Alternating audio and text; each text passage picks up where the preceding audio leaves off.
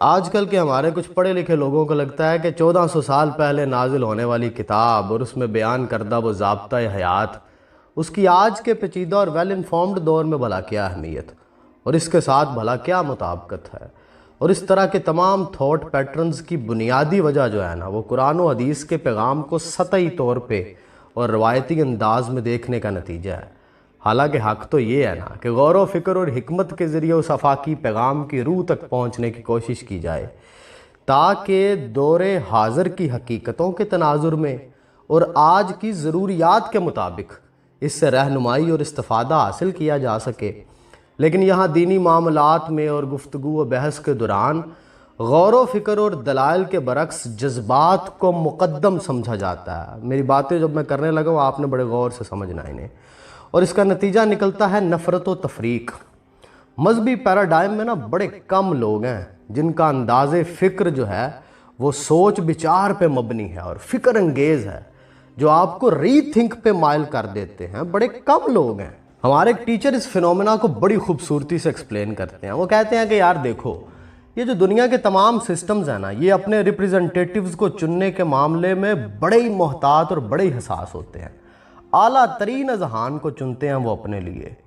کسی کام کا سسٹم نہیں ہے یہ ہماری بیوروکریسی کا، لیکن وہ بھی سی ایس ایس کے ذریعے دراصل ذہین ترین افراد کو اپنا ریپریزنٹیٹیو بنانا چاہتے ہیں۔ مارکیٹ کا بھی یہی اصول ہے کہ گھٹیا ترین شے کی مارکیٹنگ کے لیے بھی دنیا کے بہترین مارکیٹرز کو ہائر کیا جاتا ہے۔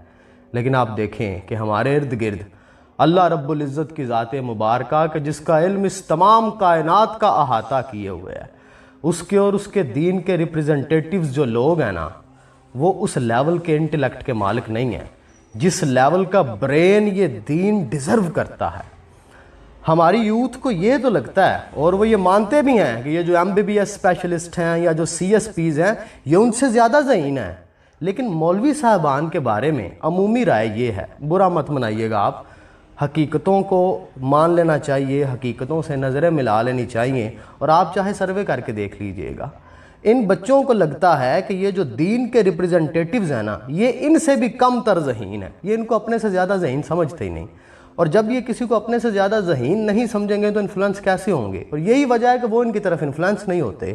اور میں سمجھتا ہوں کہ کسی حد تک ان کی آبزرویشن بھی ٹھیک ہے کہ یہ لوگ جو ہے وہ ایموشنز کے ذریعے دین کی طرف اٹریکٹ کرنا چاہتے ہیں، بجائے اس کے کہ وہ انٹیلیکٹ کے ذریعے ان بچوں کو اٹریکٹ کریں دین کی طرف، اسلام کی طرف۔ اور اس کا حل یہ ہے کہ ٹرو سکولرز چاہیے ہمیں، اور یہ اتنے کم ہیں ہمارے معاشرے میں کہ انگلیوں پہ گنے جا سکتے ہیں۔ اور جب میں یہ ٹرم یوز کر رہا ہوں نا ٹرو سکولرز، تو اس کا مطلب یہ نہیں ہے کہ ان کی بات حرف آخر ہے یا ان کی بات کو منوان تسلیم کر لینا ہے۔ مطلب یہ ہے کہ یار یہ جو ٹرو سکولر ہوتے ہیں نا، ان کا ایک ڈیکورم ہوتا ہے۔ آسان کرنے کے لیے میں کچھ مثالیں دے دیتا ہوں مختلف مذاہب میں، مختلف نظریات میں، مختلف سبجیکٹس میں، تاکہ آپ اس کنسیپٹ کو سمجھیں۔ مثلا پروفیسر ڈاکٹر حسین احمد خان صاحب کلچرل ہسٹری میں ایک ٹرو سکولر ہیں۔ یوول نو ہراری ایک ٹرو سکولر ہے، وہ جس نے سیپینز لکھی ہے اور 21 lessons for the 21st century لکھی ہے۔ آپ گوگل پہ سرچ کریں گے ملے گا 21st لیسنز کے بعد وہ بیسٹ سیلر رہا ہے، وہ ایک ٹرو سکولر ہے۔ کارل مارکس ٹرو سکولر ہے۔ اقبال نے اس کے بارے میں لکھا تھا مارکس کے بارے میں، وہ کلیم بے تجلی وہ مسیح بے صلیب، نیست پیغمبرو لیکن در بغل دارد کتاب۔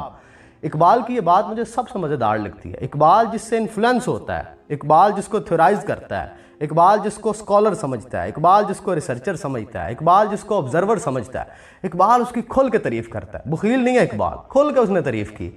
اب اگر آپ ادھر دیکھیں نا شیکسپیئر کو، شیکسپیئر ایک ٹرو آبزرور تھا۔ اقبال نے اس کے بارے کہا کہ حفظ اسرار کا فطرت کو ہے سودا ایسا، رازداں پھر نہ کرے گی کوئی پیدا ایسا۔ اسی طرح امام غزالی، امام احمد رضا، اقبال جیسے لوگ یہ ٹرو سکولرز ہیں۔ یعنی آپ ڈیکورم کو سمجھیں کہ سکولر کون ہوتا ہے۔ ایک خاص ڈیکورم کا بندہ سکولر ہوتا ہے، ہر بندہ سکولر نہیں ہوتا۔ آپ ان سے اختلاف کر سکتے ہیں، آپ کا حق ہے کہ آپ ان سے اختلاف کریں، لیکن یہ جو میں نے مثالیں دی ہیں نا مختلف مذاہب سے، مختلف نظریات کی، یہ اس لیے دی ہیں کہ آپ سمجھ سکیں کہ اصل میں سکولر کون ہوتا ہے۔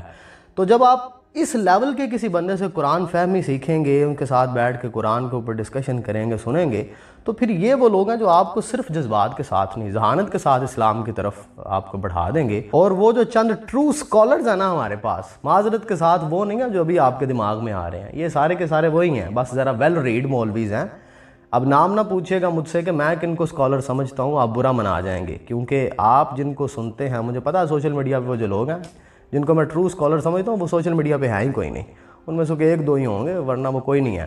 اور ان کو سننے والوں کی تعداد ہزاروں لاکھوں میں نہیں ہے، چند 100 لوگ ہی ہوں گے جو انہیں سنتے ہوں گے۔ میں مثال آپ کو دیتا ہوں، ڈاکٹر مبارک علی صاحب ہیں، ہسٹورین ہیں، ان کے میں نے یوٹیوب چینل پہ دیکھا لاسٹ ٹائم پتہ نہیں 2200-2300 سبسکرائبر سے، اور انہیں چند 100 لوگ ہی سنتے تھے۔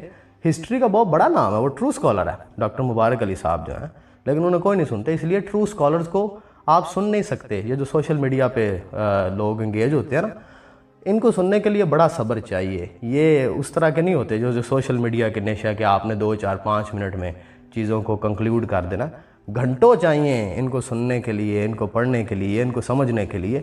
ان کو اس سے کوئی فرق نہیں پڑتا کہ آپ کے پاس 2-4 منٹ ہیں۔ آپ کا انٹینشن سپین ڈیمیج ہوا ہے، ان کا نہیں ڈیمیج ہوا۔ وہ آپ کو 10 گھنٹے لگائیں گے ایک بات کو سمجھانے میں۔ زیادہ تر لوگ جو ہے وہ کتابیں لکھتے ہیں، وہ یہ ویڈیوز کی شکل میں آنے سے گریز ہی کرتے ہیں، چاند ایک آدھا ہی ہوتا ہے جو اس پہ آیا ہوا، ورنہ وہ نہیں ہوں گے۔ تو ویسے بھی آپ کی اور میری پسند جو ہے وہ مختلف ہو سکتی ہے۔ میں نے آپ کو معیارات بتانے کی کوشش کی ہے، باقی پسند تو اپنی اپنی ہے۔